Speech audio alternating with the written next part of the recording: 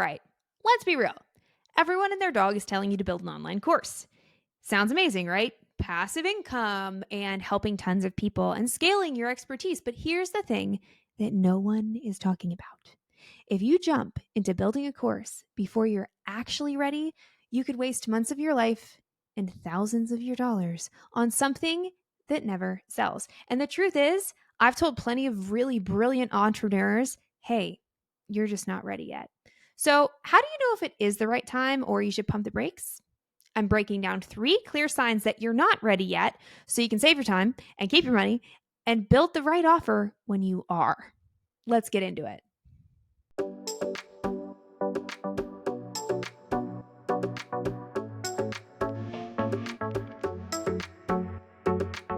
Now, the first clear sign is a positive response to the question, do you have a proven promise that people will pay for? Yes, lots of P's. Do you have a proven promise that people will pay for? In other words, have you had at least 10 people pay you to help you solve their problem? Because people saying, oh, I'd love that is not the same as them opening up their wallets. Now, I know you've seen all the information out there about validation, but the true test, the best test, is actually selling the damn thing. Now, we all know what a funnel is, right? Taking someone from knowing who you are and what you're about to actually buying your stuff.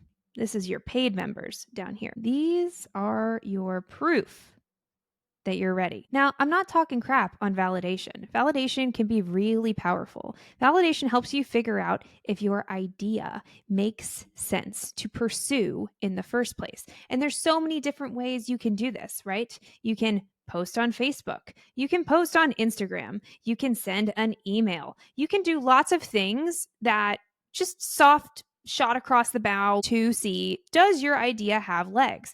And then we have testing. And testing really tells you if your offer works. No, so not just your idea, but all of the things that go into an offer. What about, your price? How does the market handle that? How does the market handle the level of support you have inside of your program? How does the market handle, the messaging of your big promise? There's so much that goes into an offer, but by testing the offer, you know what you're doing? You're selling it. That's really the only way to test an offer. And so what takes you from over here, validation, into testing is actually, do you have an offer that people are paying you for? Now, if you've been around the Course Flow to Cash Flow show long enough, then you know I am not a fan of always and never. I am a big fan of this whole thing that we call marketing is a gray area. And at the end of the day, it's different for everyone, but we do see general guidelines. Okay. And we see general guidelines that, first you want to see, okay, does my idea have any legs? Are people even interested in what I have to teach and what I'm here to solve? Then once you have that, you move into your offer phase where you pull together something that someone can buy. And when they buy it, that means that your test has worked. When I built my Done For You agency, people started paying me to get them out of the pain of building their course alone. But as many of the clients who are hiring me, I was now in this model where I'm trading time for money, right? It might not be my time, it might be my team's time, but we're still not able to scale. We're really just growing. So I asked myself, would it work if I wasn't offering them a done for you solution? What about if I offered them a hybrid group experience? And I did exactly what I just said. I validated it. I reached out to some people and asked, hey, what do you think about this? I chose to validate by one-on-one market research connections, not just emailing to my email list. I really wanted to talk to people who were going to give me the honest to God truth. And so I reached out to some people, and that actually turned into me teaching a few people one-on-one how to do this. So I validated my idea by reaching out. Then I tested what it would look like to actually teach it one-on-one. Finally, I launched the hybrid group program, which we call the studio side of the company now. At the end of the day, I didn't know if what I was doing for someone else was something that a client would want to do for themselves with help. So it turns out our first sales for our group program came from people who were interested in the agency and they wanted the done for you support, but it just wasn't in the budget for them. So this new offer of doing it with them was perfect. But if all you've done is serve one-on-one clients and you've never actually taught someone else how to do the thing that you do, You need to validate and ideally test it by selling that promise before scaling it into a course. Which brings me to question 2, the sign you want to have a positive response to in order to know you are ready to build your course, which is, do you have the time and energy to launch and deliver a new offer? Most people think about launch burnout related to the marketing, and while that is true, a lot of people burn out from launches. I find the kicker is when you've launched and you're not ready to also deliver. So if your program is 8, 12, even 52 weeks long, you need the energy to show up and keep your people engaged and get them results. So here's what happens. So if this is the time horizon, and this is pre-launch, and then we get into launch, and then we close cart, and then we get into delivery, and then we finish delivery.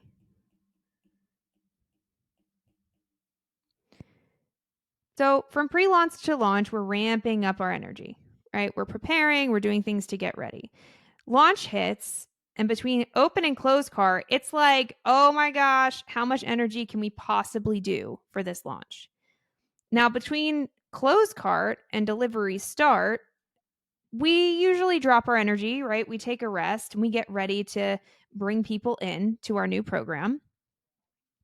But we don't realize quite how tired we are until we try to start back up again. And it's really hard. And so it just ends up being this kind of like wavy doodad. And you don't actually know how much energy you have because of all of this that was required of you. And what's really wild is usually if you're running a business on launch model, I shouldn't say usually, often, if we're running a business on launch model, you might not be finished with your delivery by the time you're entering another pre-launch. Because now you have another thing to launch that requires this much energy for you, but you're trying to, put this much toward your original program delivery.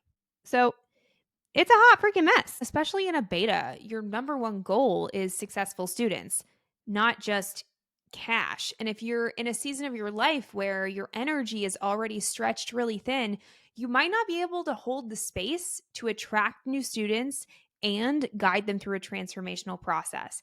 But that exact thing is what develops your reputation and gets testimonials, which feeds the next launch. If you're not in a place where you don't have the time or energy to commit to launching and delivering a really great program, then it might not be time to productize what you know. Which brings me to question number 3. Is your income stable enough that this doesn't add pressure? Are you counting on this course to pay your rent? Because when you build from desperation, it usually doesn't work. It's a huge myth in the online space that you have to like burn the boats, because most of the time it just burns you out. Now, the caveat here is if you have a huge audience that you haven't monetized, but I find that's pretty rare. So let's say that you're making 10K months as a service provider of some sort. You trade your time for money. You make 10K months. Awesome. And you want to turn that into 10K in course sales. Let's say you want to have a self-paced curriculum that people just opt in by and get results from, and you don't have to show up for it. Well, to go from here, which is your one-on-one services, to here, which is your course, is a journey. It's going to take time, and you're not just going to be able to swap your income immediately.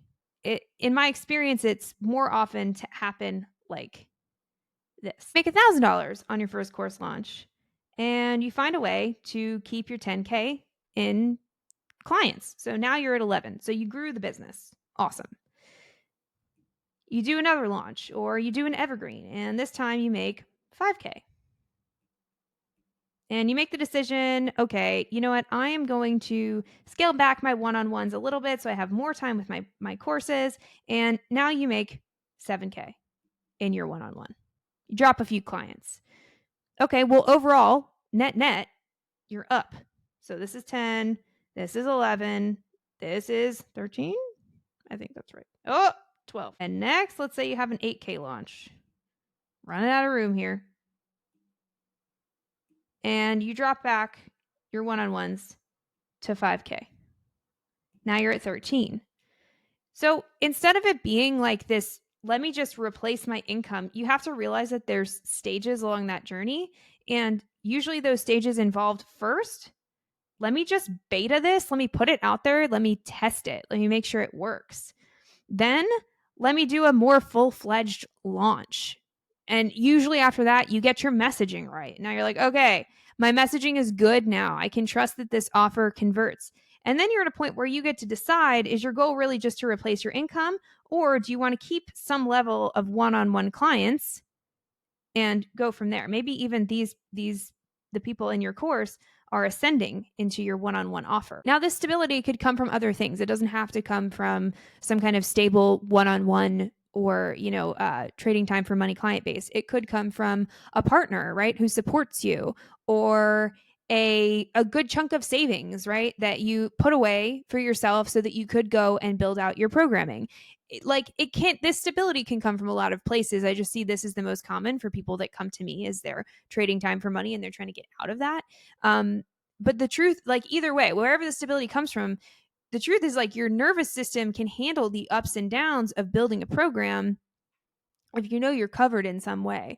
And like, even this, I mean, I probably should have added that, like, right here, instead of this being 8K, this was a 3K month, because the truth is your core sales are going to go up, and then they're going to go down, and then they're going to go up again, because each time you put it out there, you're testing new stuff, and some of those tests will work and some of those tests will not. And to handle that kind of pressure, especially if you're someone who comes from a background with a lot of certainty, you got to baby step your way in there to success usually. And ironically, like, that calm and regulated nervous system, that energy is usually what attracts the sales. So for many reasons, courses are best built from a place of stability, not survival mode. If you're nodding along and thinking, all right, I want to do this right, then good news. This is exactly who my new program, Course Complete, is for. And if you want dibs, then you can get the link below. This new Done With You hybrid experience is designed to help you build your course step by step with expert guidance, with my AI tools. Oh my God, they're so good. So that you're not guessing, right? So you're not alone. And so you're building a program that you're actually proud to sell fast. And if you're still questioning if you're ready, then drop a comment, send me an email, and I'll keep it 100 with you. Like I mentioned in the very beginning of this video, it is probably a third of the people who drop on my calendar to talk to me about building a course, I tell them, you're not ready. So just like I keep it 100 with them, I'm going to keep it 100 with you. Links right below, and I will see you in the next episode of the Course Flow to Cash Flow show.